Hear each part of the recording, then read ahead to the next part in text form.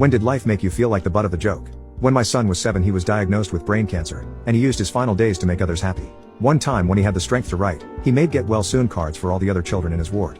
And when he caught me tearing up, he said, "Daddy, you don't need to be sad. I'm glad I have cancer instead of Maddie or Emma, his sisters." I hugged him as tightly as I could and promised that I was going to give him the best birthday ever. So, when the time came for his 8th birthday, me and the hospital crew, set up a room next door, and we even hired a guy to act as Batman. I still remember the excitement I felt when I went to wake him up. But when I tapped him, his skin was completely cold. My stomach dropped, and I kept shaking him, but his eyes never opened. Then I heard the door swing open.